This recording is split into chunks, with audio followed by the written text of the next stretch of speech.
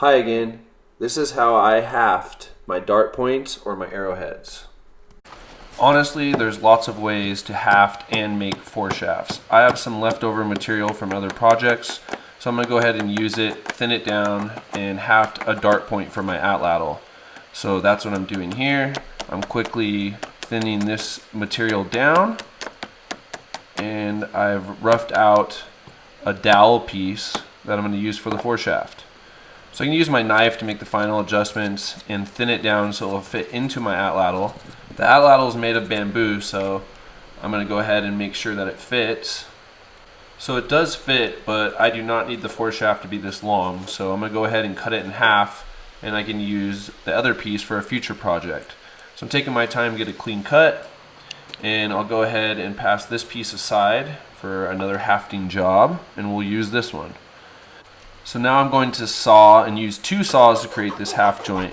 Again, there's lots of ways of doing this, primitively and modern. This is just my method. And once I've gone ahead and brought it to the depth that I need it, I use my knife to go ahead and widen the haft joint below the tip. The tip I leave like a little pincher and a crab claw, which I'm going to show you here in a second. So I'm using the knife to carefully remove the material inside the haft joint. I do a slight baton just so it's going to go ahead and open for me.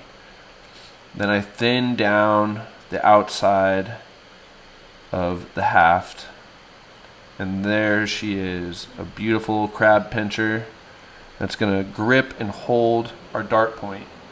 So I haven't added any notches yet to this dart point. I wanted to see where exactly I was going to have to set them.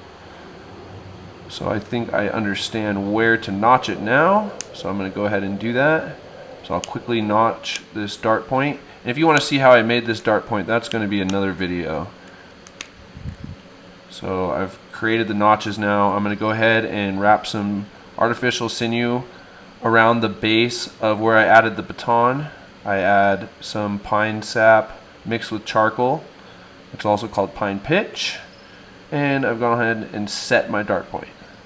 Now I'm going to add artificial sinew over that, wrapping around the base, and then using an X pattern going through our notches that we've created.